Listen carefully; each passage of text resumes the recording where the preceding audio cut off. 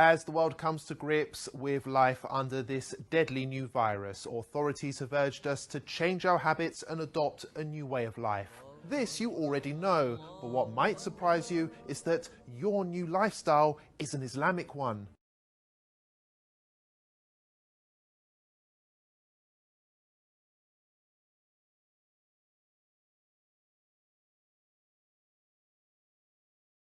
Muslims believe that the Quran is both a holy text and a guide on how to live a healthy and productive life. Nearly all of Muslims' daily activities, whether that be praying, fasting, or the clothes they wear, have been recommended in the Quran or by the Holy Prophet Muhammad. And for years, many of these practices have been ridiculed by non-Muslims who accuse them of being backwards, weird, or straight up offensive. But now, whether you like it or not, we all have to behave like a Muslim.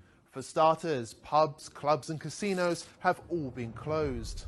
In some cases, medical experts urged for a complete halt on alcohol consumption because it makes the virus worse, prompting some countries to ban its sale outright. People are prioritizing hygiene and washing more regularly throughout the day, just as Muslims wash before their 5 daily prayers.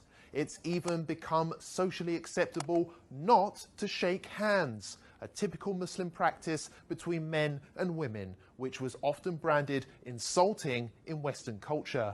Elsewhere, people are now beginning to cover their hands, hair and face in order to protect oneself in public, including those who at one time or another used to insult Muslim women for choosing to do the same thing. Well, it's this way. You know, you can use a scarf. A scarf is, everybody, a lot of people have scarves, and you can use a scarf. Scarf would be very good. And my feeling is if people want to do it, there's certainly no harm to it. I would say do it, but use a scarf if you want.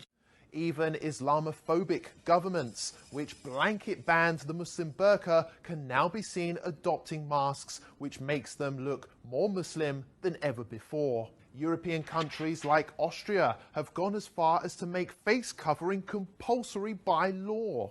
And the face veil, covering, has turned out to be so beneficial that London aims to make it compulsory for all in shops and on public transport going forward. And there's more. On the economic front, interest rates have been slashed to near 0% in some cases, which is exactly what Islam teaches. Muslim families also self-isolated naturally for prayers and fasting during Ramadan for an entire month, while non-Muslims massed on British beaches. Now, you may ask, what's the point in bringing this all up?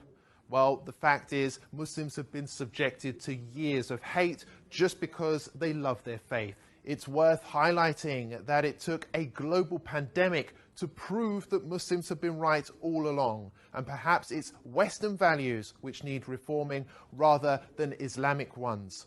Remember that the next time you have something nasty to say about Islam.